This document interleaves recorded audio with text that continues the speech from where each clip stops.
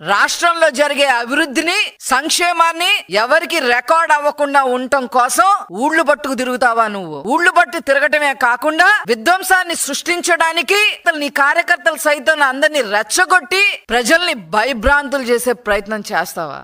ఆ వీడియోలన్నీ ఈ రోజు ప్రజలకి తెలిసేలాగా ఆ వీడియోని కూడా ఈ రోజు నేను డిస్ప్లే చేయబోతున్నా. బీసీల గురించి మాట్లాడే హక్కు అసలు వైసీపీ పార్టీకి ఉందా?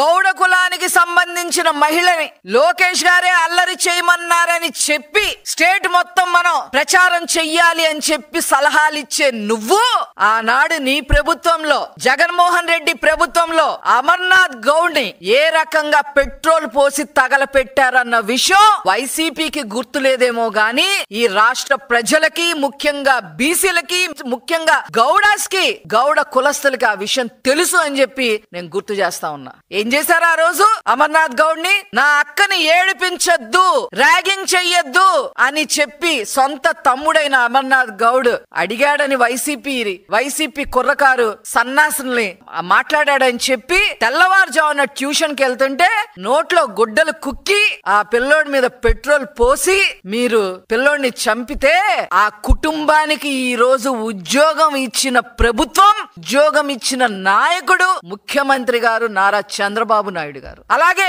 గౌడ కులస్తురాలైన గౌతు లచ్చన్న గారి మనమరాలు గౌతు శిరీషాని అక్రమ కేసులు బనాయించి తప్పుడు కేసులు కట్టడమే కాకుండా అక్రమ సంబంధాలు కూడా అంటగట్టి నైతికంగా గౌతు శిరీష గారిని ఏ రకంగా మీరు చేశారనే విషయం మొత్తం రాష్ట్ర ప్రజలకి, గౌడ కులస్తులకి అందరికీ తెలుసని ఈ సందర్భంగా నేను తెలియజేస్తాను. అంతేకాదు ఇతర బీసీ కులస్తుల్ని 300 మంది పైగా హత్యలు చేశారు, దుర్భాషలు ఆడారు, ఇష్టం వచ్చినట్టు నన్నే 4 తెగ్గొస్తామని చెప్పి బహిరంగంగా మాట్లాడాడు మీ వైసీపీ ప్రభుత్వంలో ఒక సన్నాసి. లోకల్ బాడీస్ లో బీసీలు లీడర్లు అవ్వకూడదని చెప్పి చంద్రబాబు నాయుడు గారు ప్రవేశపెట్టిన 34% రిజర్వేషన్ ని తగ్గించేసి 16,800 మందిని బీసీ లీడర్లుగా ఎదగకుండా చేసిన నాయకుడు జగన్మోహన్ రెడ్డి. మీకు అసలు ఈ రోజు బీసీల గురించి మాట్లాడే అర్హత ఎక్కడుంది?